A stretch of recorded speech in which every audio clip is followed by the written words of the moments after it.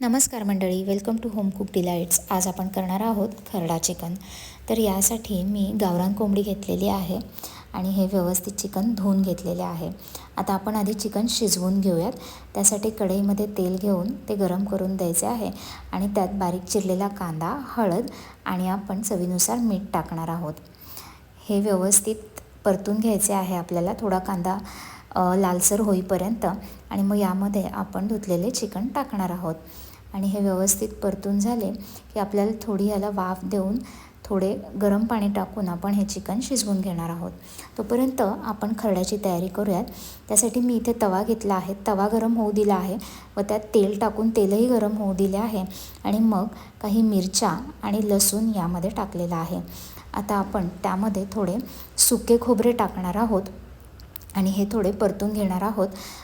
खोबरे थोडे लालसर होईपर्यंत आपल्याला परतायचे आहे आणि खोबरे लालसर झाले की आपण यामध्ये टाकणार आहोत थोडे जिरे आणि पांढरे तीळ.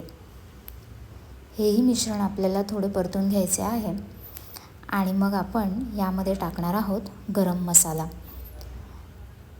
आणि ते आपल्याला थोडे परतून द्यायचे आहे. आणि मग हे झाले की आपल्याला हे वाटण थोडी कोथिंबीर टाकून वाटून घ्यायचे आहे मिक्सरला. आणि आपण आपले हे वाटण वाटून झाले की आपण चिकनला फोडणी देणार आहोत. त्यासाठी इथे एक कढई घेतलेली आहे, तेल टाकायचे आहे, तेल गरम होऊ द्यायचे आहे आणि जे आपण वाटण केलेले आहे ते वाटण आपल्याला इथे थोडे मीठ टाकून व्यवस्थित परतून घ्यायचे आहे. मीठ थोडेच टाकायचे आहे कारण चिकन शिजताना आपण मीठ टाकलेले होते. आणि आता आपण यामध्ये टाकणार आहोत शिजलेले चिकन आणि आता आपण हे व्यवस्थित परतून घेणार आहोत. आणि हे आहे आपले शिजलेले खरडा चिकन रेडी.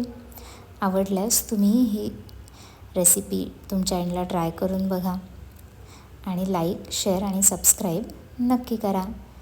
धन्यवाद.